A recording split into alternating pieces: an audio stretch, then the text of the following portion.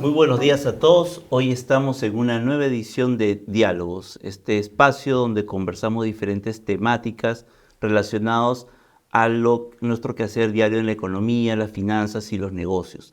En esta ocasión estamos tratando el tema de los cambios en el sistema previsional. ¿Qué nuevos actores van a participar en esta nueva propuesta que se viene desde el Ejecutivo y hoy está todavía en el Congreso?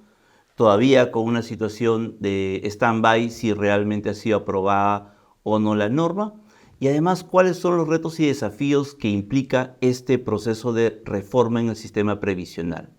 Para ello contamos con la participación de Eduardo Morón, que es presidente de la Asociación Peruana de Empresas de Seguros, también con Jorge Solís, presidente de la Federación Peruana de Cajas Municipales de Ahorro y Crédito, con Rolando Luna Victoria, que es el gerente de inversiones y gerente de multifamily de Faro Capital, ¿sí? Y también con Patricia Lengua, que es profesora investigadora de la Facultad de Economía de la UPC. Quisiéramos empezar un poquito a conversar sobre este cambio en el sistema previsional y hacemos un primer panorama sobre lo que realmente implica ello. Para ello quisiera conversar, Eduardo, me gustaría saber un poquito qué impresiones te da esta reforma, este trámite en el tema del sistema previsional que ustedes observan desde el lado del gremio de empresas de seguros, ¿no?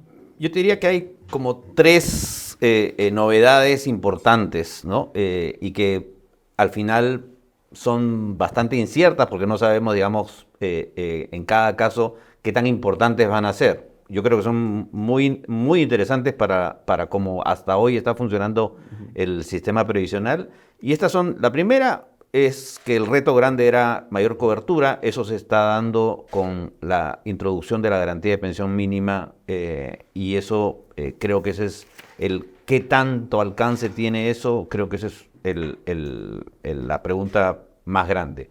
Pero después hay otras dos que también son igual de relevantes. Una que es la que creo que nos convoca acá, que es se ha abierto la puerta a la competencia de otros actores, pero se ha abierto la puerta. No significa que la gente necesariamente, los actores crucen esa puerta, ¿no? Y eso es, espero, lo que conversemos ahora. Y después se ha introducido un cambio que es bien drástico, que es las pensiones por consumo, ¿no? Que se ha discutido un montón en las últimas semanas, pero no sabemos al final qué tanto realmente va a sumar o no a las cuentas, porque depende de un montón de factores, desde dónde yo consumo, desde si los locales van a acomodarse para eso, cómo va a funcionar SUNAT en este tema, ¿no? Entonces, yo creo que ahí nomás hay tres cosas que son bien importantes en la reforma, ¿no? Todas creo que muy esperadas, pero que no necesariamente, digamos, sabemos que van a tener un impacto grande o no, ¿no? Vamos a ver cómo se va dando y efectivamente estos son temas de la reforma previsional. Sí, sí. Jorge, ¿qué impresión te da exactamente este tema del cambio previsional? Eduardo nos ha comentado tres puntos importantes: pensión mínima, los nuevos actores en los que participan las cajas y este tema de pensión de consumo. Para ti, ¿cuál crees que han sido los principales cambios que se vienen en este cambio en la reforma? Bueno, yo voy a ser mucho más ácido, ¿no? Creo que esta es una reforma muy improvisada, ¿no? Es el producto, el sumo de una serie de proyectos. Esto no pasa en un país, creo, como 200 o 300 proyectos de reforma, ¿no? Y estas las han tenido que sintetizar lo que finalmente hasta ahora es la ley. Yo creo que no se tienen como factores fundamentales dos temas o dos pilares, que es la sostenibilidad y la eficacia. Primer pilar, el pilar de no contributivo, por ejemplo, me parece que no debe estar en una reforma, como aspiración del Estado, ¿no? El tema de los programas sociales, como Pensión 65, programas juntos, que son programas de asistencia a sectores vulnerables, no pueden ser una reforma del Estado. Esto tiene que seguir siendo programas del Estado, porque nuestra aspiración es a que en el futuro haya un acceso progresivo a las pensiones, pero que éstas sean sostenibles, que las personas puedan tener un fondo, que puedan ellos, las mismas personas, ¿no?, pagar este fondo. El otro tema, ¿no? Que me parece que no es pertinente y que es bastante discutible, es el pilar semicontributivo, ¿no? Porque se le está cargando al Estado, es decir, a todos los peruanos con nuestros impuestos, esta subvención a las pensiones para garantizar la pensión mínima. Lo que funciona en otros países, Verbigracia, en Alemania, en Suiza, para ir muy lejos, en América Latina, hablamos de Brasil, Colombia, México, es la pensión complementada por el aporte del empleador, de manera que tú no le puedes cargar al Estado para que complemente esa pensión. Es una subvención privando, ¿no?, a la población de tener, mediante los impuestos de las personas, que finalmente son lo que va a complementar la pensión, ¿no?, de tener mejor educación, mejor salud. Es como vestir un santo vistiendo otro santo.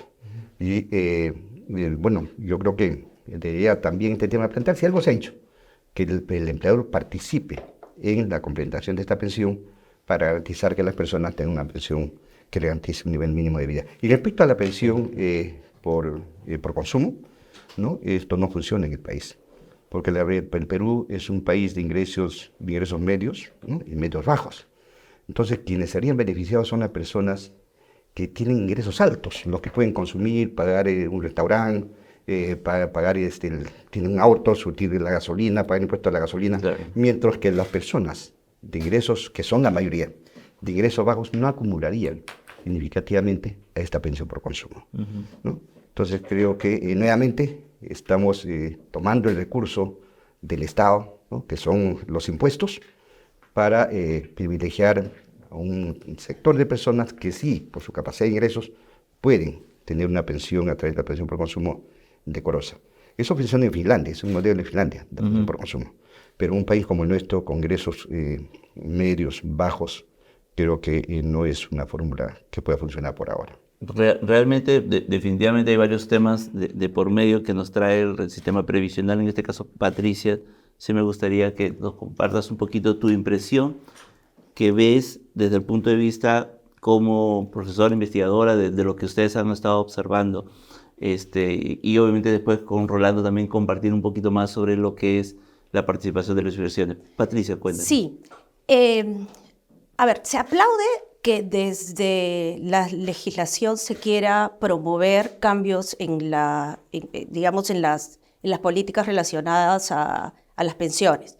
Sin embargo, la forma en que se está haciendo creo que necesita más debate, más estudios, más evidencia.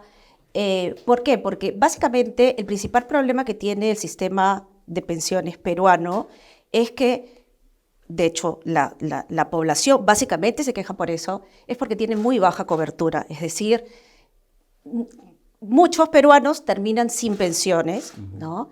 Además, cuando tienen pensiones, estas pensiones son bajas, ¿no? A esto se le conoce como la tasa de reemplazo. Es decir, cuando llegan a la edad de jubilación, la caída de ingresos, de los ingresos laborales que tenían mientras mantenían su trabajo, a cuando se jubilan, cae demasiado, ¿no? Entonces, el cambio, la caída, digamos, en la capacidad adquisitiva y de consumo, cae demasiado.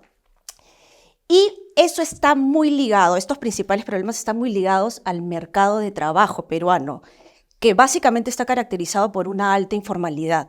Es decir, los datos, por ejemplo, muestran que 3 de cada 4 peruanos son informales, es decir, no cotizan, no tienen beneficios sociales, no cotizan a un sistema de pensiones, ¿no? Entonces, claramente esta reforma está solo viendo a las personas que cotizan en un sistema de pensiones, que solo son un porcentaje muy pequeño. Entonces, una reforma integral debería estar ligada, muy ligada, a reformas en el mercado laboral, ¿no? Entonces, verlo por ese lado es necesario también, cosa que no se está haciendo en este momento, ¿no? Entonces, mientras no lo veamos desde la parte estructural que tiene que ver con el mercado de trabajo, vamos a seguir teniendo pensiones bajas, vamos a seguir cubriendo a una parte muy baja de la población con pensiones.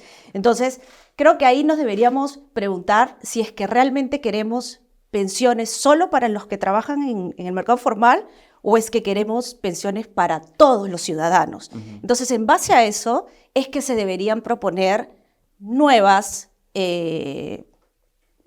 formas de integrar a esta población que todavía no está integrada a un sistema de pensiones. Entonces, creo que por ahí debería ir el debate, ¿no? De cómo generar nuevas reformas estructurales que hasta ahora, en los últimos 10, 15 años, no se ha hecho mucho con respecto a políticas relacionadas a reducir la informalidad en la economía peruana. Que es un enorme desafío, dicho De sea todas paso, maneras, ¿no? sí. Pero digamos que nadie se arriesga a ir por ese lado, ¿no? Exacto, exacto. Es un cambio, es un problema muy estructural, muy fuerte. Pero así como el tema del empleo es bastante fuerte, y quisiera la opinión también de Rolando. Rolando, has estado bastante tiempo en el sistema previsional, hoy estás viendo del parte de inversiones. Aquí no solamente es el aporte de los contribuyentes, sino también cómo esto va a generar mayor rentabilidad. Lo que decía hace un momento Patricia, la tasa de reemplazo es muy baja, pero ¿cómo hacemos para tener mejores rendimientos? Realmente este sistema está pensando no solamente en la posibilidad de incorporar nuevos actores, sino también en buscar opciones donde se flexibilice o se permita un poco el desarrollo de mejores rendimientos, mejores inversiones y mejores resultados finalmente, porque lo que se busca es tener también una mejor pensión, ¿no? Efectivamente. Como decías, yo he trabajado en el sistema y me acuerdo una de las críticas del sistema era que las rentabilidades son bajas. Es una crítica de varios años, pero cuando uno ve a lo largo de los años, son rentabilidades atractivas, ¿sí? Sin embargo, no es un tema de Perú, es un tema global. Cuando viajamos a Polonia, República Checa, países emergentes por otra parte del mundo, tienen también rentabilidades bajas. Y es un tema que cuando uno lo analiza es global, ¿no? Yo me acuerdo 5 años atrás se decía, para los próximos 10 o 15 años los retornos de los activos financieros van a ser bajos. Entonces estás en el marco de un sistema que por más que desee retornos más altos, la coyuntura macro no te da para retornos tan altos como antes. Entonces, evaluar el sistema en eso, evaluarlo donde está bien que baje costos, pero los retornos tienen que ser más altos. No necesariamente es culpa del equipo gestor, sino que tienes un mercado que no siempre te va a dar retornos altos para el nivel de riesgo que asumes. Hay algo que sí me parece interesante en la norma, que estaba leyendo el tema del cambio de la rentabilidad mínima. Ya viniendo del sistema, era un tema muy relevante, porque el gestor peruano, por rentabilidad mínima, ahí se pone a las otras FPs. Entonces era como una fórmula del promedio, ¿no? Una FPA tiene que tener a la BCD, ¿no? En comparación, porque la fórmula te lo dice. Hoy en día, según lo que veo en la norma, hay un cambio. Van a poner indicadores de referencia. Es un cambio sustancial para el equipo gestor. El equipo gestor ahora ya no tiene que ver a la otra FP, tiene que ver a ese índice de referencia. También el portafolio benchmark, según lo que dice la norma, va a cambiar a indicadores de referencia. Es un cambio muy importante. ¿Por qué te dice la teoría? Que no es fácil ganar al mercado. Entonces, si tú abres a una nueva FP y no le ganas al mercado, tal vez no cobre una comisión. Entonces, esa unión entre ganarle y ganar también por la FP es más atractiva. Es decir, si no ganas, creo que ya no recibes tanto como antes, ¿no? Hay una comisión de productividad, se llama, ¿no? Entonces, de desempeño. Eso es muy importante y creo que saludo bastante la parte de la norma, ¿no? Bueno, definitivamente ahí implican, la norma empieza a traer nuevos cambios y como bien dicen, hemos hablado un poquito de algunas de las pinceladas iniciales. Eduardo, quisiera volver contigo y preguntarte en general, hay pensión definitivamente, como tú mencionabas, pensión por consumo, pensión mínima, pero digamos, ¿cómo podría? Hay mucho interés también y se ha sido manifestado anteriormente las empresas de seguros en su momento. Es más, cuando estaba el proceso de reforma, las empresas de seguros en alguna etapa salieron del panorama para ser incluidas como alternativa, pero luego fueron incorporadas. ¿Cómo, y algunos han manifestado, entrar al sistema previsional? ¿Cómo deberían prepararse en esta etapa y de alguna forma ya están listas? Porque para algunos decían, es un esquema muy similar al tema de las AFPs, como ya gestionan inversiones. Sí, déjame hacer un par de puntos con lo que han dicho antes, Sí, claro. que creo que es importante para tratar de entender mejor lo que se ha hecho, ¿no? Patricia decía que hay que pensar más en el mercado de trabajo y en las personas que no participan de manera formal en el mercado de trabajo, ¿no? Entonces, uno de los problemas que tenía el sistema hasta ahora es que la manera como le pedimos a que la gente aporte es pensando en nosotros, ¿no? En gente que recibe el salario una vez al mes, ¿no? ¿Cómo se llama? No en la persona que recibe diario, semanalmente, o a veces un montón y a veces nada, ¿no? Eso se está flexibilizando y eso es, creo que también de las cosas más positivas, porque yo creo que la reforma sí está pensando en justamente en esas personas que tienen una manera de recibir ingresos totalmente diferente. La segunda cosa que creo que hace la reforma pensando justamente en ellos es las garantías de pensión mínima, que a Jorge no le gustan, pero para mí, ¿cómo se llama? Yo creo que es la manera más potente de que el sistema sea solidario, que sea más solidario. ¿Okay? Tú puedes escoger de dónde, cómo tratas de ser solidario. Puedes ser solidario finalmente con los impuestos generales, que creo que es la manera más limpia, justamente para no afectar el mercado laboral. La manera que sugiere Jorge afecta la formalidad, porque le cargas el costo de la formalidad, lo haces más grande, con lo cual, digamos, estás como que entre dos demonios, ¿no? Entonces, yo creo que la potencia de la promesa de la garantía de pensión mínima es que estás cambiándole el juego al futuro aportante, ¿no? Antes era, oye, Rolando y sus pares son todos unos capos manejando la plata, ¿no? Entonces, si tú logras aportar, ¿no? De alguna manera ellos se van a encargar de que tu pensión sea alta, ¿no? De que tu tasa de reemplazo sea alta, ¿no? Siempre y cuando no seas parte de los 7 retiros, ¿no? ¿Cómo se llama? Pero ahora, pero tú le preguntabas, bueno, pero ¿y cuánto va a ser mi pensión? Va a ser alta. No había forma de decirle un número. Entonces, ahora la garantía de pensión mínima funciona de una manera que es súper sencilla. La promesa a ese afiliado que no entiende bien qué es lo que hace Rolando y sus padres, ¿no? Ahora le dices, oye, tú aportas 240 veces, ¿no? Y tú tienes una pensión de tanto, de 600. ¿Okay? Aportas menos, tú tienes una pensión de menos. Es un número, ¿no? Entonces, oye, yo puedo saber si con ese número voy a vivir de viejo o no, ¿no? Entonces, tendré que tocar la puerta ahí a la nueva empresa en la que trabaja ahora Rolando a decirle, bueno, ¿y sabes qué? O buscar, ¿cómo se llama? Tener ahorros en otros lados para buscar que complementar. Entonces, claro, yo sí creo que hay algunas cosas que se han hecho bien. La última cosa, tú te preocupabas por el tema de sostenibilidad financiera. Una de las cosas que es interesante en el proyecto aprobado es que se pone que la pensión no contributiva tiene que tener una relación con la pensión mínima. No puede ser más de 25%, ¿no? Esto en otros países ha sido un desastre, ¿no? Porque la pensión empezó chiquitita y de pronto todos se pusieron generosos, ¿no? Y eso ha sido un problema fiscal, ¿no? Entonces, regreso a tu punto que me decías o sea, todo el mundo está de acuerdo con más competencia, ¿no? Creo que nadie se opone. El problema es que, claro, hay dos temas críticos en el tema de mayor competencia. Uno es el fit and proper, ¿no? O sea, ¿quién va a hacerlo?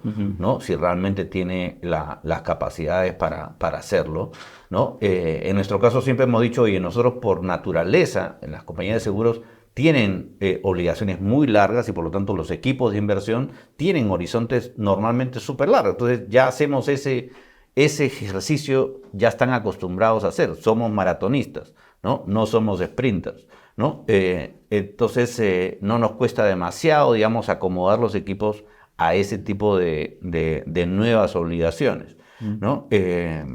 Pero después el otro punto, y con eso me callo, ese es el tema de las AFP son un vehículo especial, ¿no? Es una entidad que solamente hace eso, ¿no? Y tú tienes los problemas de que cuando le pides a otras entidades hacer pensiones, puedes tener problemas de ventas cruzadas, ¿no? El proyecto habla de de que tienes patrimonio separado, contabilidades separadas, ¿no? Entonces, hay ahí una cosita que no está tan clara porque simplemente dice la super va a, ¿cómo se llama? Va a reglamentar, ¿no? Y uno de esos temas que tiene que reglamentar la super es todos necesitamos participar de AFPNet, pero nadie ha dicho cómo, ¿no? Entonces, ese es un tema que podemos conversar porque creo que ese es uno de los problemas que puede ser que abras la puerta,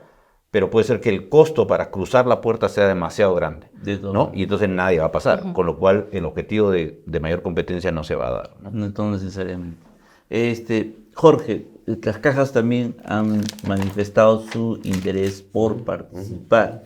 Es más, lo han dicho de diferentes formas. Algunos ven que esto solamente va a ser en productos de depósito y solamente sería bajo un esquema muy similar como depósitos de muy largo plazo. ¿Lo ven así? ¿En qué están pensando cuando se habla sobre la participación de las cajas en este esquema? En principio, yo quiero responder que no es que no me guste que los ciudadanos tengan una garantía o una pensión mínima. Claro, esa es la aspiración de todos, que la pensión sea digna para todas las personas. Lo que no se mide es el impacto en la caja fiscal. Si la caja, ¿no? el Estado va a complementar una pensión. Y el modelo que yo estoy señalando y que funciona en otros países muy cercanos es un modelo perfecto, ¿no? Entonces, creo que lo natural es que sea la participación de la caja y el Estado cada vez menos, porque el problema de los sistemas pensionarios en el mundo, ¿no? Precisamente está en cada vez, como la población va envejeciendo, los aportes son menos, ¿no? Y el Estado está asumiendo, digamos, mayor carga fiscal. Lo que queremos que esto sea sostenible, y cuando hablamos de que sea sostenible, es buscar fórmulas que sí funcionan, ¿no? Que el empleador, lógicamente, progresivamente puede ir incrementando en la medida que el entorno y el contexto económico pueda favorecer esta participación, esas pensiones para garantizar precisamente esa pensión mínima. Eso en principio, ¿no?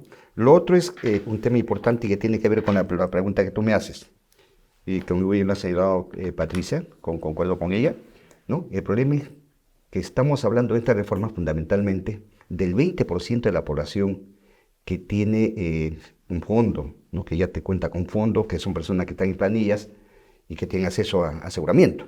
El 80% de la población no tiene un fondo de pensiones, no tiene la posibilidad de tener aseguramiento y seguramente serán los mendigos del futuro, ¿no? Entonces, ahí está el tema. ¿Cómo logramos la universalidad del acceso a la pensión, ¿no? Y a mí me parece muy importante este pilar voluntario.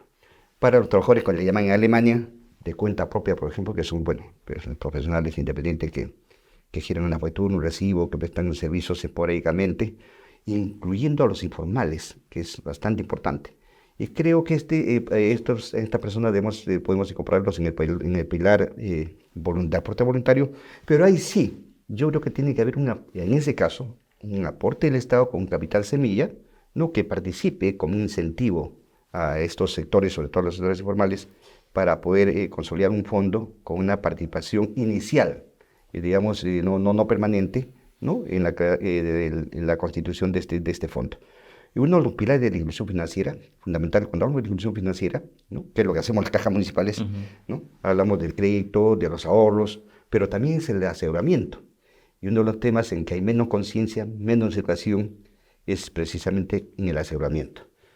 Y entonces las cajas municipales participamos ahí y podemos constituir, ¿no? Estos fondos que son ahorros pensionarios que funcionan muy bien y que pueden ser en algunos casos también complementarios a otros sistemas de ahorros, digamos FPs, el sistema pensionario del Estado, ¿no? Y que sería muy, muy bueno que las personas que ya tienen un fondo que ya aportan puedan también complementar esas pensiones con ahorro voluntario en otros países, ¿no? Entonces nosotros creemos que ese es el sector en que las cajas pueden participar, ¿no? Constituyendo estos ahorros con fines pensionarios, ¿no? Con las reglas de que estos sean intangibles y también para mezclar mejor estos fondos porque ya hay entidades que tienen han recorrido toda una pista, una curva de aprendizaje, puedan cogestionar con nosotros estos ahorros pensionarios voluntarios, como pueden ser las aseguradoras, en alianzas estratégicas con nosotros. Entonces, esto ya funciona. Por ejemplo, ahora con el tema de las tarjetas de crédito, lo estamos haciendo en alianza con algunas con algunas empresas, como Mastercard, como Visa, ¿no? Yo creo que es importante estas sinergias y el propósito, el objetivo es que las personas que están más cerca de nosotros, que son los que están en la base de la pirámide, que es lo que le preocupa a Patricia, tengan la oportunidad de constituir un fondo, ¿no?, de ahorro con fines pensionarios, y la gestión de estos fondos se puedan hacer en alianzas, ¿no?, con aseguradoras, con entidades que puedan, digamos, acompañarnos en el gestionamiento de estos fondos, que tienen carácter intangible y que, por supuesto, le darán la posibilidad a este sector de personas, al más importante, el excluido del sistema financiero, del sistema pensionario, de tener acceso a pensiones. De acuerdo. Bueno, quisiera preguntarte, antes de ir con Patricia, en este caso Rolando, ¿cómo ves cambios que hay con la participación, como lo comentaba Eduardo en su momento, las empresas de seguros, o la participación de las cajas en este esquema adicional que trae la reforma, ¿no? La contribución de mayor competencia? ¿Qué impresión te da? ¿Cómo movería o recambiaría algunos temas? Porque en algunos casos se tendrían que hacer mayores apuestas de inversión o mayores movimientos en el portafolio de inversiones, ¿no? Gracias por la pregunta. La competencia siempre es buena. Entonces, aquí la idea es que mientras más competidores, mejor. Pero realmente van a venir. Mira el sistema privado de pensiones, ¿no? Vino con las nuevas solicitaciones, vino Habitat, de ahí nadie más. ¿No? Es más, se compró Horizonte, al final de 4 agregaron 3 y ahora otra vez somos 4. Son 4. Entonces, yo dudo que realmente existan varios competidores porque el sistema es costoso. El costo regulatorio de los FPs es bastante. No sé, si viene un banco de inversión que quiere entrar aquí, va a tener que asumir todos esos costos regulatorios, que son fuertes. Y yo creo que si hace su matemática, sumas y restas, dice, ¿para qué me voy a venir a un país complicado? Mejor me quedo allá y estoy tranquilo, ¿no? Entonces, no lo veo tan así que hay muchos competidores. Y si hay competidores, esos competidores tienen que ver dónde atacan. Porque hay 4 fondos. Fondo 0, Fondo 1, Fondo 2 y Fondo 3. A largo plazo, el fondo que te debe rendir más es el fondo de equity, de acciones. No hay muchos gestores, si quieres, capacitados para gestionar acciones, pero sí para depósitos. Ese es el fondo 0.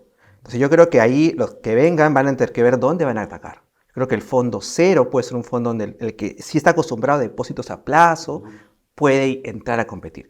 Pero el fondo 3, las compañías de seguros sí están bien capacitadas porque tienen un perfil, como dice, de largo plazo, pero no todos. Entonces yo sí soy bien escéptico si es que realmente esto va a funcionar.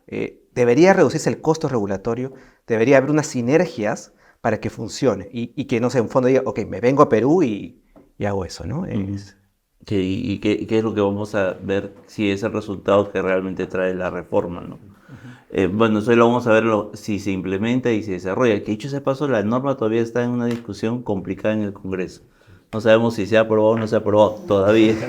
Tremendo lío. Patricia, con esta nueva participación de actores, definitivamente tú resaltabas algo que es interesante, que dicho sea de paso, lo que se busca es obviamente que cada vez entren más personas al sistema, sea por pensión de consumo, sea por otros elementos adicionales.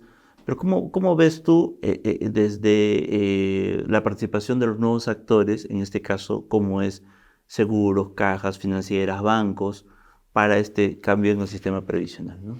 Sí, de hecho, yo coincido con lo que mencionaban anteriormente, que generar mayor competencia siempre va a beneficiar al consumidor de cualquier servicio, ¿no?, que se consuma.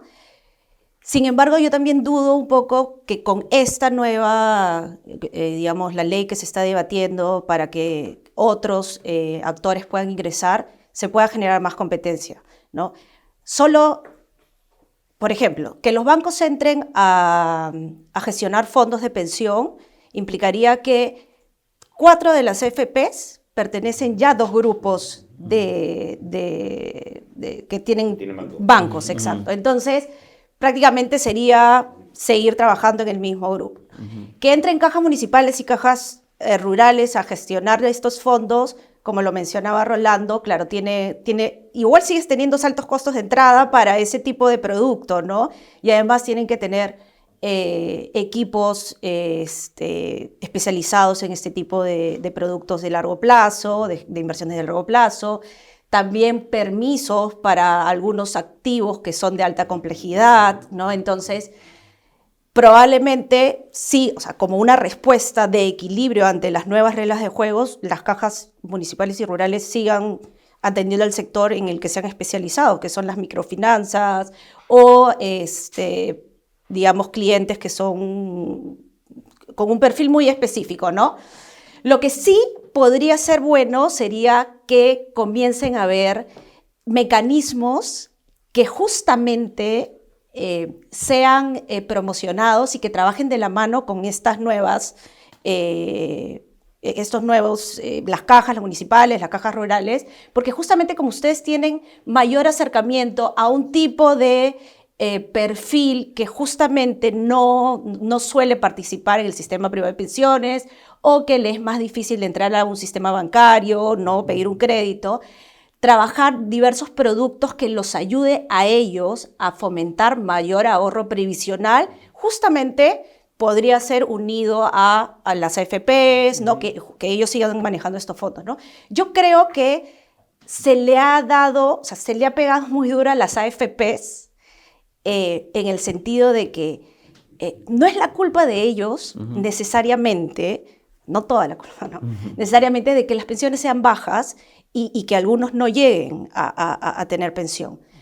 De hecho, la rentabilidad a largo plazo del Fondo 2 es aproximadamente 10%. Entonces, ¿dónde te va? No sé si un banco no creo que te dé más de 10%.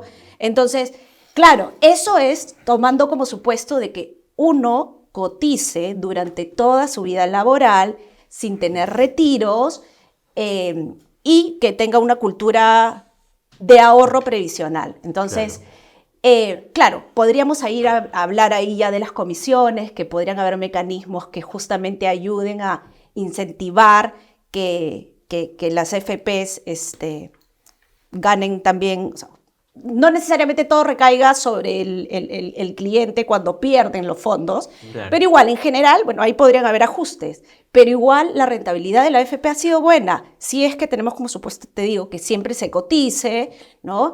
Que haya una densidad de cotización permanente, eso hace referencia a que los trabajadores coticen permanentemente, continuamente, aporten a su fondo, ¿no? Sin embargo, otra vez vuelvo a mencionar el tema del sistema.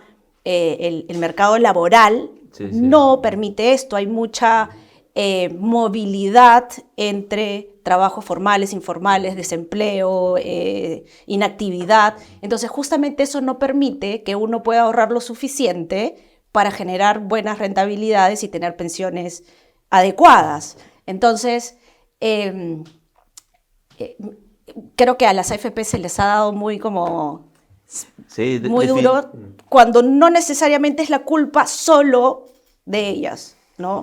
La cultura, cuando mencionabas un poco de la conversación, inclusión financiera, en realidad la cultura en el Perú sobre información y cultura financiera es muy poco. Y creo que es un esfuerzo enorme de todos en general tratar de involucrar en ese espacio para poder desarrollar. Eduardo, yo quería consultarte un poco por el tema de este espacio que tú mencionabas también, lo de cómo podría ser, porque aquí incluso ha mencionado Jorge una alianza eventualmente con empresas de seguros o demás, pero quería consultarte cómo podría ser este seguimiento si eventualmente las aseguradoras pueden entrar, porque ya es administrar patrimonios muy individuales, o sea, hacer las cuentas individuales de capitalización, entrar a este sistema que tú mencionabas hace un momento, que hay que entrar al AFPNet, pero que es también súper complicado y el nivel de exigencia de la superintendencia va a ser seguramente alto porque quieren cuidar seguramente el patrimonio personal.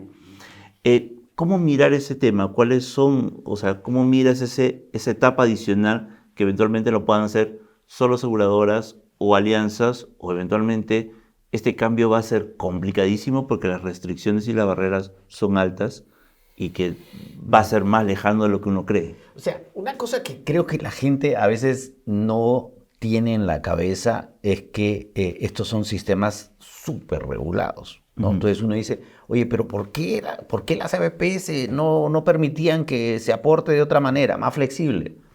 La ley dice que no. ¿Cómo se llama? ¿Por qué no invierten en cosas más sencillas? ¿O por qué no invierten en ciertos sectores? La ley te dice que no. ¿Cómo se llama? Es una montaña de regulaciones, como bien decía, ¿no?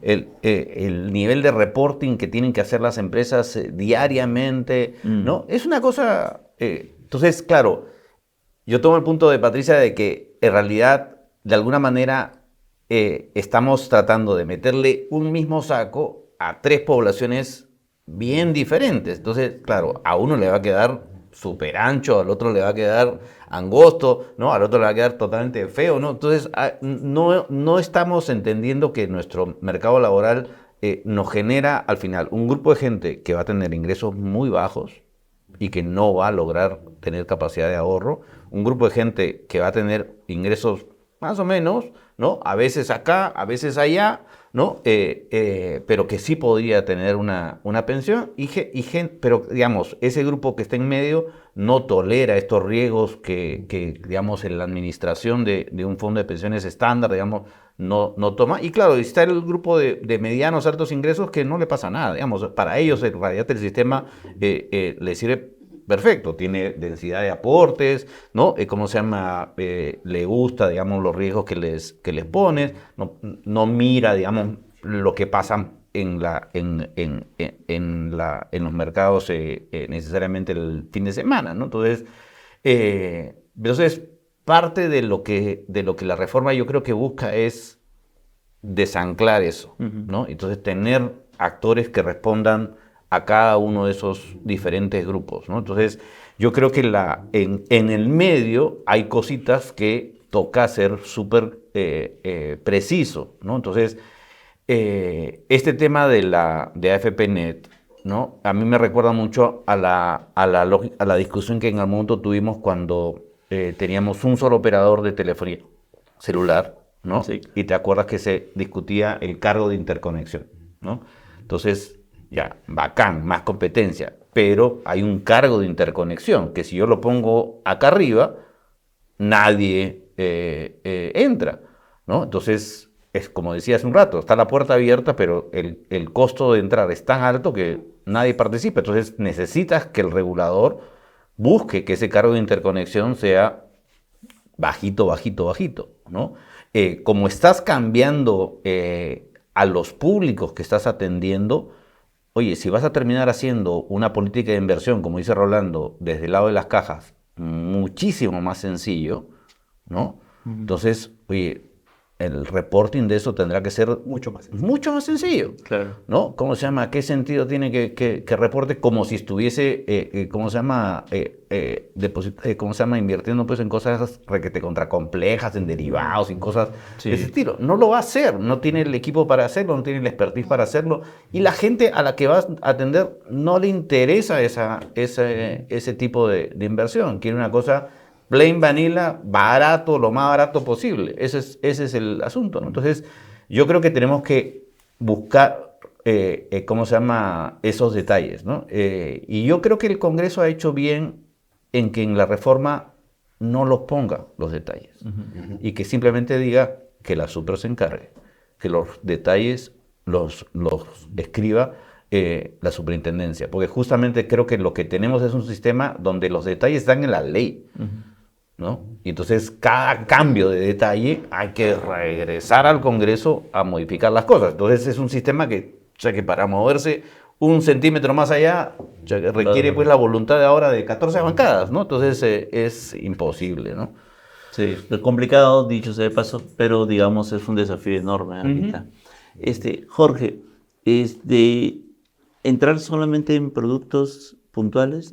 Rolando te decía probablemente solo entrar en algún espacio mínimo y un poco lo convertía Eduardo, es decir, hay espacios pequeños donde pueden entrar.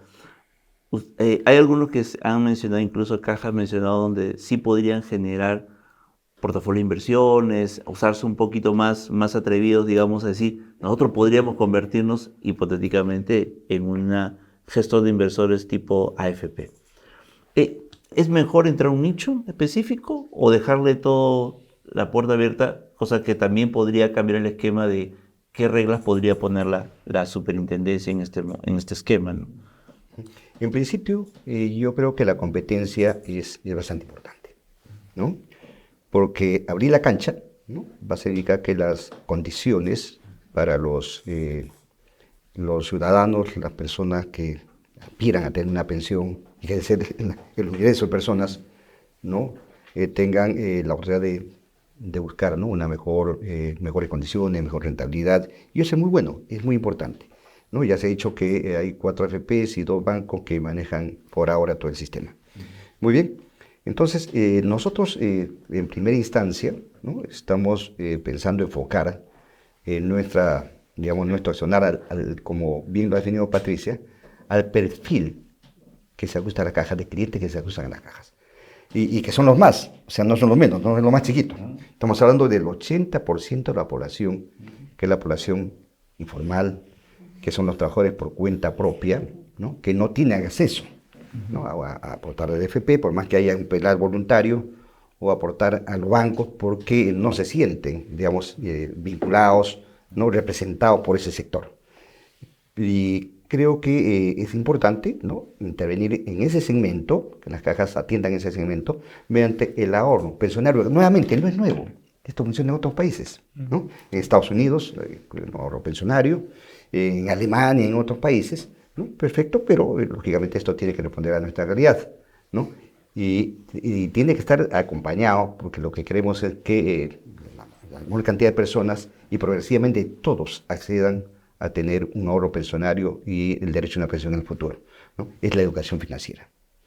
En el Perú no hay cultura previsional. Este es un tema importante en que tenemos que trabajar todos, como tú lo has dicho, y el propio Estado tiene que hacer una campaña muy fuerte. No se trata de dar una ley y que creen que con la ley se resuelve todo, ¿no? Aquel tema más importante es sensibilizar a la población, hacer cultura, y nosotros creemos que vamos a atender este sector que está cerca a las cajas, ¿no?, que son nuestro target, nuestro público objetivo, los informales. Atendemos, de hecho, nosotros al 80% de este sector, ¿no? El 46.2% de nuestras operaciones están precisamente en ese segmento, las micro, pequeñas empresas, ¿no?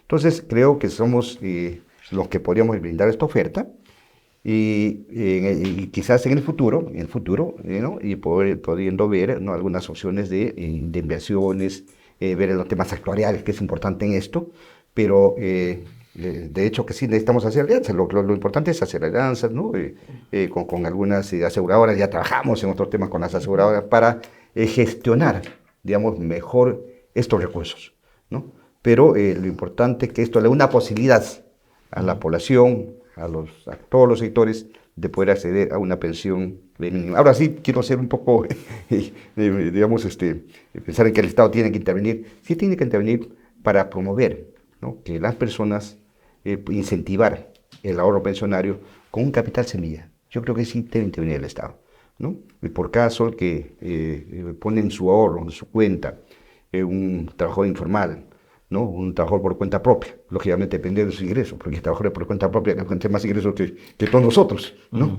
Y que los aportantes más grandes del sistema de seguros, ¿no? Pero para los que están en la base de la pirámide, ¿no?, por cada sol, ¿no?, de ahorro, el Estado podría poner un sol como un incentivo, y no permanentemente, hasta que puedan acumular un fondo más o menos importante, y que esto digamos, lo promueva a seguir aportando en el futuro, ¿no? Pero nuestra mirada está ese sector, que es el sector mayoritario en el país, para incluirlos financieramente, que significa también inclusión al aseguramiento, que es un pilar importantísimo. Claro, dar los alcances de recibir, captar los recursos de aquellas personas que están laborando hoy en día, directa o indirectamente, por cualquiera de los esquemas que está proponiendo la reforma previsional, también implica, como bien lo mencionábamos, los rendimientos. El panorama ha sido diverso.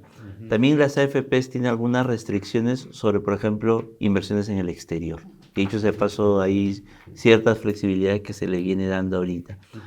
Rolando, yo quería preguntarte o que nos comentes un poquito cómo ves el escenario actual con estas limitaciones que algunas veces tienen las AFPs y algunas entidades en particular, pero principalmente con mucha rigurosidad en el tema de las AFPs para poder diversificar, pero que probablemente algunos actores nuevos no necesariamente tengan la mayor flexibilidad para poder hacer un cambio diferente en sus inversiones hacia afuera incluso, ¿no? Entonces, ¿Cómo miras tú estas exigencias que podría darse en el mercado, ¿no? Y sobre todo, como tú mencionabas también hace un momento, estos rendimientos que realmente tienen que darse mucho más altos finalmente para el que recibe la pensión, ¿no? ¿Qué es lo que se espera? Yo creo que aquí hay que evaluar en función del contexto actual. Sí. Sí, el contexto actual no es fácil. Tienes un tema en Estados Unidos, posible recesión, tienes en Europa problemas también políticos, el mundo en Asia también está complicado. Entonces, la coyuntura actual no necesariamente te va a prometer retornos altos en el corto plazo. Sin embargo, el objetivo del FP es el largo plazo. Eso es lo que no hay que olvidar. Y la regulación debe estar hecha para el largo plazo, ¿no? Cuando leí la norma te habla de un benchmark, ganarle, pero en un año. Eso es corto. ¿No? Lo que tiene que hacer a largo plazo, con esos incentivos, tienen que incentivar al gestor que piense en largo. Y el que venga también tiene que pensar en largo plazo. Y eso es muy complicado, ¿no? Las compañías de seguro lo hacen porque tienen un manejo de activos y pasivos de largo. Pero ¿cómo hace el gestor AFP que si pierden un año se le van clientes porque el otro AFP ganó más y me voy? Entonces tiene que ser una norma que te permita atar el largo plazo, ¿no? Y si no lo hace el sector privado, la propia FP tendría que hacerlo, ¿no? Y ¿cómo hago yo para atar el largo plazo? ¿No? Entonces, es algo que todavía es complicado, pero es necesario. Porque se sabe que el FP es un actor de largo, pero con la norma sale un año. Entonces, ¿cómo ato el año con los 50 años? ¿No? Entonces, y es de largo porque en realidad te está es de largo. pensando en el interés del afiliado. Por supuesto. Así es. Entonces, cuando una AFP pierde un año, no sé, 2%, ya todo salta. Oye, pero soy de largo plazo, ¿no? Entonces, y verdad, de largo plazo esto rinde. Entonces, hay que meterle bastantes horas, hombre, para pensar en eso. Ya es algo que sí es interesante. Ahora, KFP tiene 4 fondos, ¿no? Pero tal vez amerita un fondo nuevo o fondos diferentes, ¿no? Para atender al nuevo público, ¿no? Tal vez ninguno de los 4 fondos va con el perfil del peruano. ¿No? Nuevo, es informal, que no quiere algo diferente, ¿no? Meterle más análisis ahí, ¿no? Tal vez es un sistema diferente. Ahora, yo sigo creyendo que competidores no van a entrar. Que debe haber más incentivos, incentivarlos a que metan, que compitan, ¿no? No lo hemos visto hasta ahora. ¿No? ¿Se acuerdan los 4 FPS y hasta ahora? ¿Y por qué no hay más? Ya.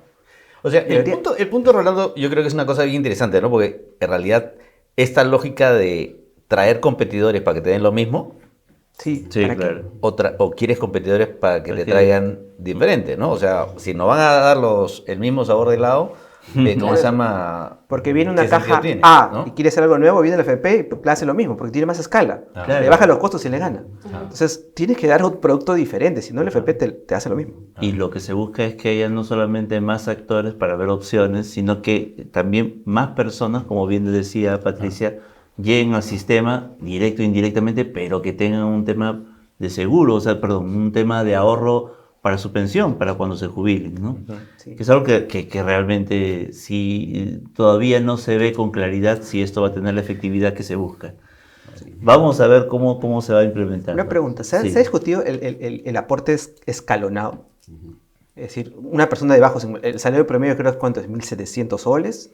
Entonces, con un 10% de aporte te quedas con casi nada. Una familia, no sé, de 2 hijos, 40 años promedio de la persona, ¿cómo hace para vivir? No, es que ya, eso es lo que decía al comienzo, que ya liberaron, digamos, el requisito que hay, o digamos, la norma liberaría, porque todavía no está aprobada, ¿no? El requisito que hay ahora de que tiene que ser 10% de un salario mínimo, ¿no? Entonces ya eso desaparece, ¿no? Entonces, gente que tiene otros perfiles de ingreso, otras formas de recibir la plata, ¿no? Que son cercanas, digamos, a otras instituciones financieras, ¿no? Porque, digamos, para nosotros que tenemos remuneración mensual, claro, la plata llega a los administradores muy fácil. Ninguno de nosotros hace nada. No llena un solo papel. La plata llega directamente. En estos otros casos vas a tener que desplegar, o sea, ustedes tienen, ¿cómo se llama? Tropa en el territorio, ¿no? Entonces, tienen digamos, las oficinas están desplegadas en el territorio, justamente para facilitar eso. Vas a facilitar todo el tema ahora que hay de billeteras, para que todos esos sean canales en los que van a llegar la plata, ¿no? Entonces, va a ser bien diferente, ¿no? Quería adicionar a tu pregunta, luego los retiros de las FPs, los portafolios ahora se han movido bastante. Entonces los portafolios ya no reflejan lo que reflejaba una decisión estratégica de activos de largo plazo. Ahora tiene más de Perú. Sí, claro. Entonces en un portafolio diversificado, ¿por qué tiene más de Perú? Tienes que tener más de activos extranjeros, ¿no? Pero bueno, eso lamentablemente se da cuando tú forzas al sistema a vender, por lo tanto tienes más de un activo del otro.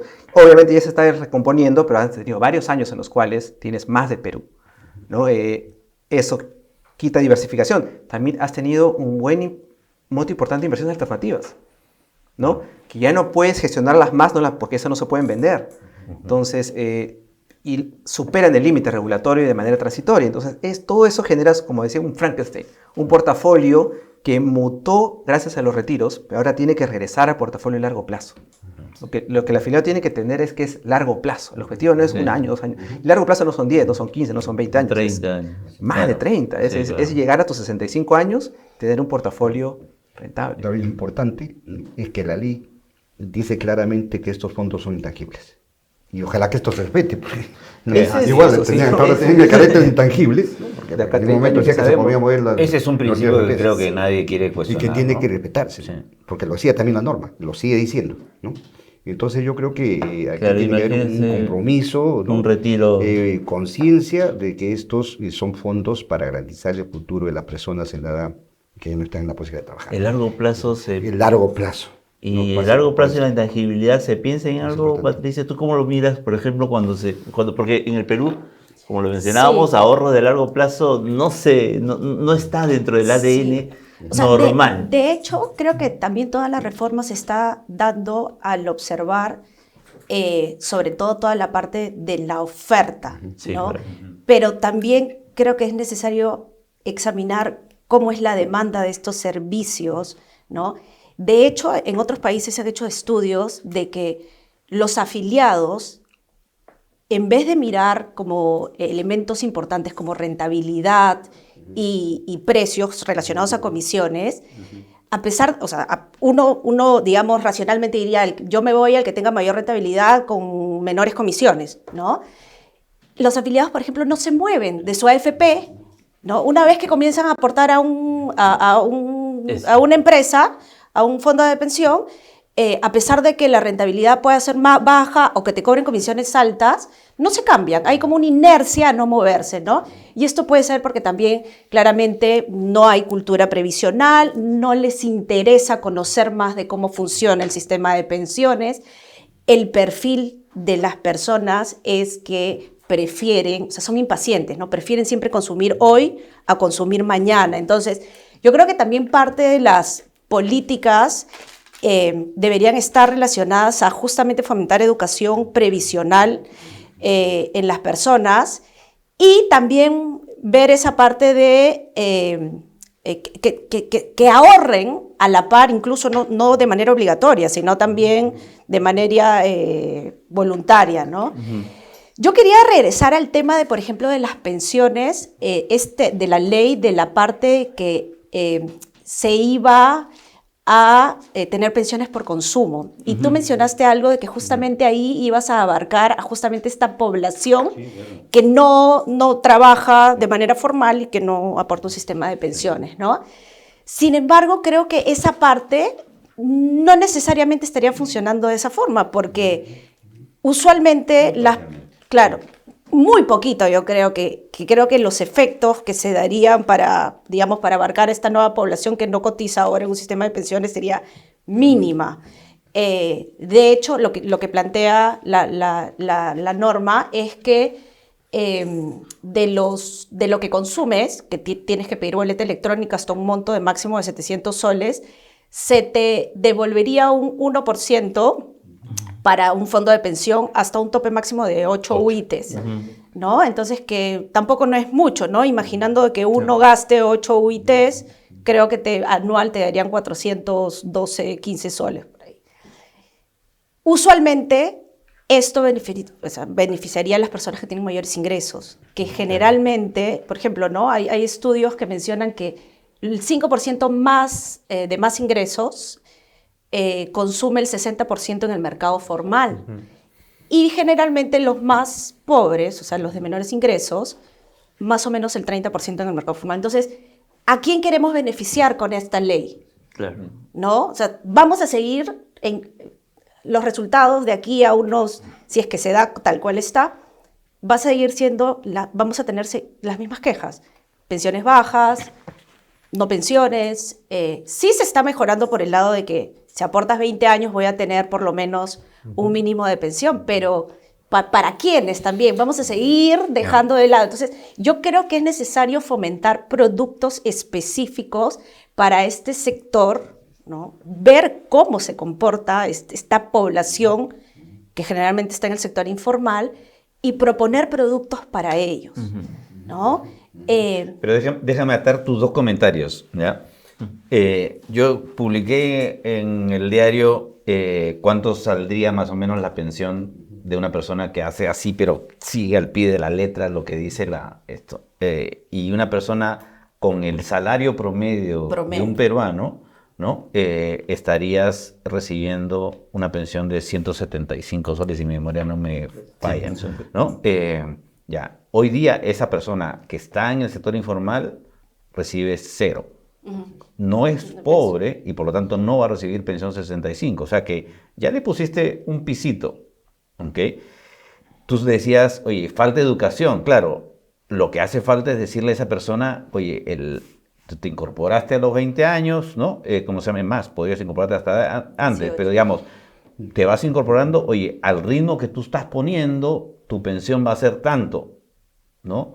Si tu vehículo de pensiones es un depósito pensionario acá de Jorge, ¿cómo se llama? Que con retorno fijo, ¿no? Yo te puedo decir que tú a ese ritmo vas a tener una pensión de tanto, ¿ok? Entonces sabes con cuánto más de esfuerzo podrías hacer, ¿no? Si es que complementas tus aportes. Entonces, o sea, hay que entender que, digamos, los globos se llenan con aire, ¿no? Las pensiones se llenan con plata, con aportes, ¿no? Entonces, uno puede querer ser súper generoso, pero si no pones dinero en las cuentas, no interesa quién los administre, qué comisión ponga, no van a ser suficientes, ¿no? Entonces, creo que la respuesta, digamos, a esa preocupación que tiene Patricia es más claridad, más transparencia,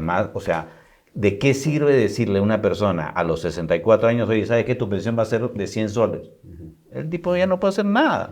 Díselo cuando tenga 20, cuando tenga 30. Dile, oye, al ritmo que tú estás aportando, tú vas a tener una pensión de 100 soles.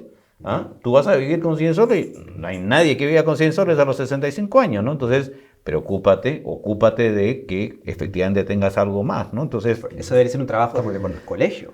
Sí, o sea, en las universidades tampoco que se hace eso. Tipo una política Claro. pública, ¿no? Claro. De incentivar este Así es. ahorro De acuerdo. previsional. Pero las AFP se han hecho temas. En la página web uno puede entrar y pone ahí claro, cuánto. pero ahí sucede regresas que al los tema de clientes- cobertura, pues. Claro. ¿no? Y también en general, ¿no? Se ve que las personas no están interesadas, No. o no todos comprenden todos estos términos, qué es lo que implica ahorrar desde ahora. Por ejemplo, ¿no? para Tú tu le puedes jubilación. decir a alguien que, en verdad, los 10 primeros años de aporte de cuando comienzas tu vida laboral, prácticamente financian el 60% de las pensiones. Entonces, es importante que desde el inicio comiencen a ahorrar, ¿no? Apenas Y que no lo saquen. ¿Ah? No, yo estoy de acuerdo con Patricia. Creo que bueno, que estamos concluyendo casi que en el sentido que esto de la pensión por consumo no beneficia a los que queremos beneficiar, que son los de la base de la pirámide. Nosotros, Pues son informales, ¿no? en el comentario que yo Ahora, le hice a los sí, sí, congresistas sí. en esa discusión es que debió ser 4 ITs, ¿no? Sí, 8 pues, ITs, sí, sí. estás, Claro. ¿cómo se llama? Ahí estoy de acuerdo contigo, de No, que no, estás pero- gastando plata pública En en alguien alguien está que no lo ahorrando, necesita. claro. Que no no lo lo necesita. necesita. No, pero además este sector, ¿no? Ah. Que tiene promedio de ingresos, pues, no sé, 1.000 soles, 1.500 soles, que son informales, ellos no van a un supermercado a comprar. No piden boletas, no se abastecen en el mercado informal, en el mercadillo de la esquina, en la parada, toman un micro, en el micro no te dan Y ahí es donde boleta, no suelten gasolina porque no tienen vehículo. Entonces yo creo que sí, hay que darle una mirada y dar una norma más realista. Pero un tema que me preocupa, que toqué al inicio, ¿no? Que es Sí, importante, adelante, por favor. ¿ya? Es el tema de que estos programas sociales, ¿no? Pensión 65, Ah, los contigo, no contributivos. los no contributivos de Pilar, pase a ser parte del sistema previsional. No puede ser parte del sistema previsional, ni menos administrado por la ONP, porque ahí vienen, pues, no, se sé que van a hacer cuentas separadas, ¿no? Pero esto termina siendo una carga para el fisco. Y cuando tú hablas de una reforma previsional, estás hablando a largo plazo. O sea, tu aspiración que a largo plazo tenga siempre gente en pensión 65, tenga gente de contigo, ¿no? La aspiración en el modelo pensionario, queremos que este modelo sea sostenible. Y yo creo que esto debe ser programa del Estado, sí, pero con la aspiración que esto sea transitorio. Y progresivamente esa gente, ¿no? O sea, los nuevos, la persona que más adelante se van a jubilar, no necesariamente tenga que estar ya en pensión 65 o en el sistema contigo. Entonces, creo que debe ser programa que debe manejarlo el Estado y descontaminar, ¿no? El tema del fondo de pensiones del Estado, la ONP.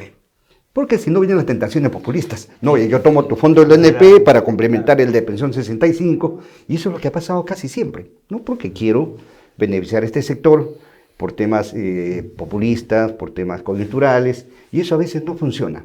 Entonces, los programas también, yo no digo que debe suprimirse, ojo, no voy a pensar que estoy en contra de pensión 65 y contigo, y mañana bueno, me voy a dar un lío con todo el mundo, voy a salir a protestar por lo que estoy diciendo, ¿no? Sí, pero el tema es que, sí, deben ser programas que hay que manejar, ¿no?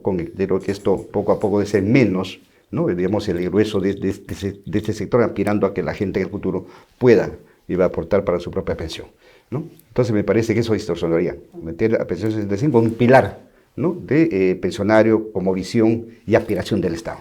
¿Cómo debe ese? Definitivamente hay bastante y por conversar y seguramente por deshojar más, pero sí quisiera consultarles o dejarle ya como la última parte de la ronda de la mesa el sistema o la carga que va a tener la ONP, porque la ONP también entra en cambios y ahí se habla incluso de que estos cambios deberían apuntar a una AFP pública y el esquema que se han propuesto son diferentes ideas, pero la ONP no ha tenido los resultados, lamentablemente, que hubieran querido los pensionistas o los aportantes en su momento.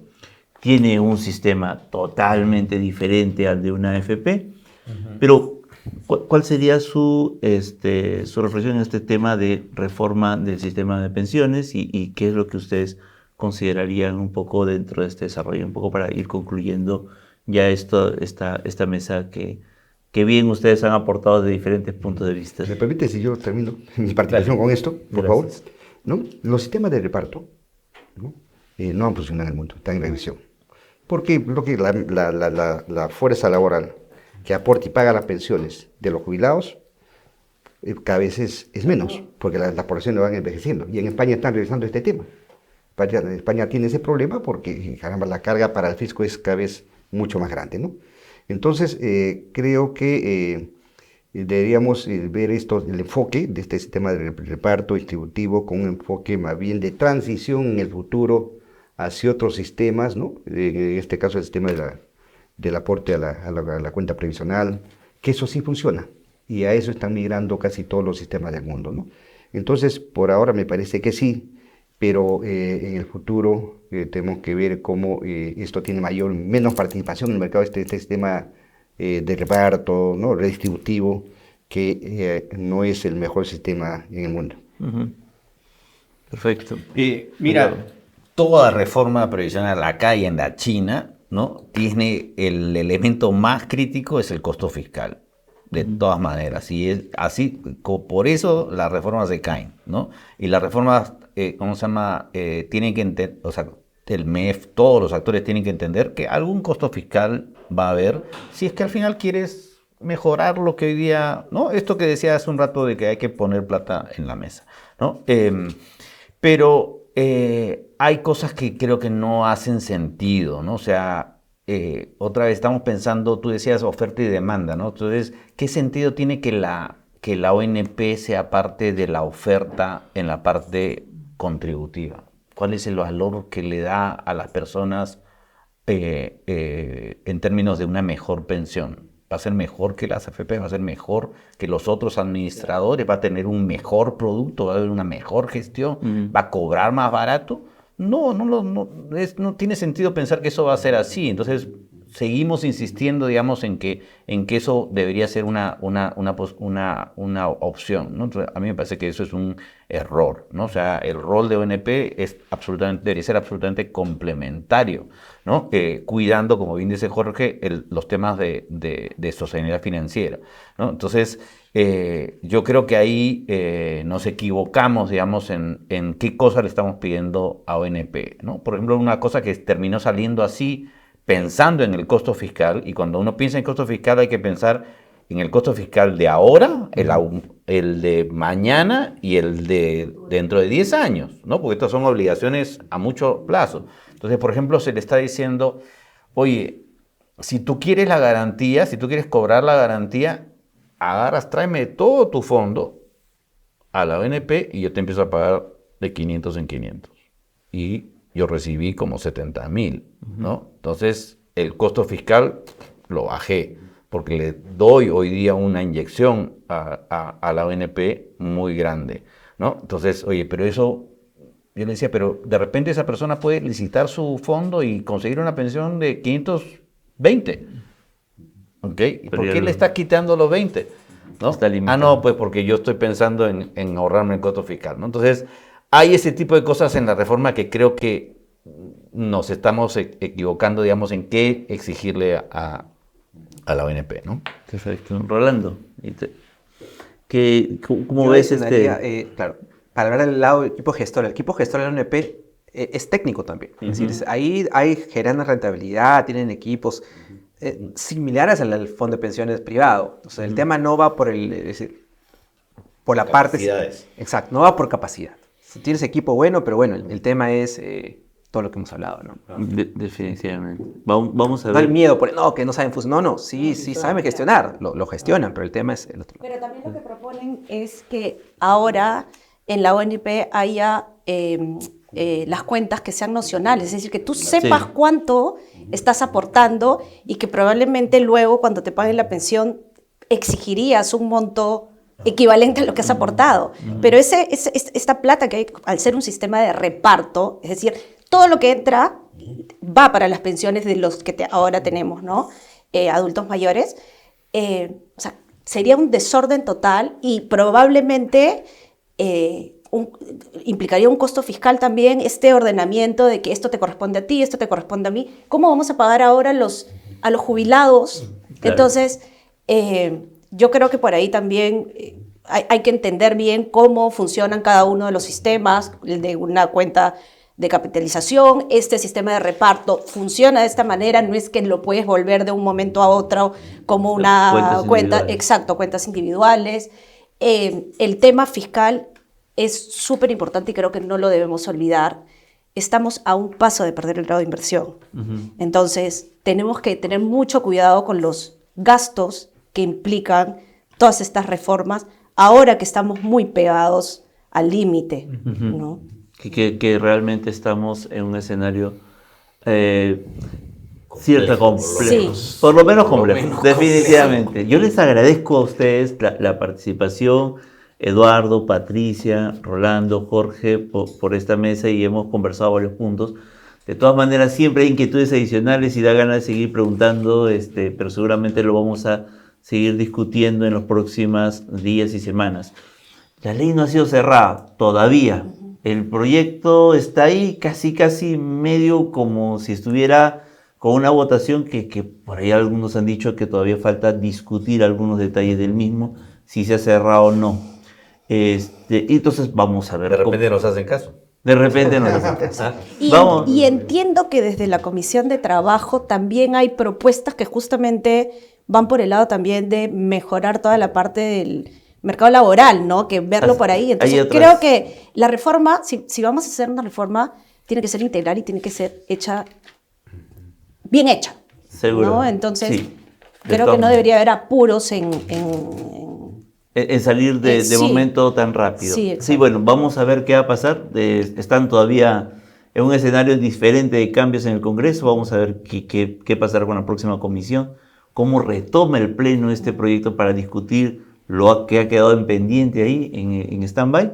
Y bueno, yo les agradezco nuevamente. Amigos de Gestión.p, Gestión, en general y de diversas plataformas. Les agradecemos a ustedes el haber acompañado en esta mesa de diálogos, donde hemos hablado sobre los cambios del sistema previsional y donde hemos conversado sobre estos nuevos actores, los retos, como les comentaba al inicio, y los desafíos que se vienen, los cambios que hay en el sistema previsional y de alguna forma las alertas que se han discutido en esta mesa. Les agradecemos y hasta otra oportunidad.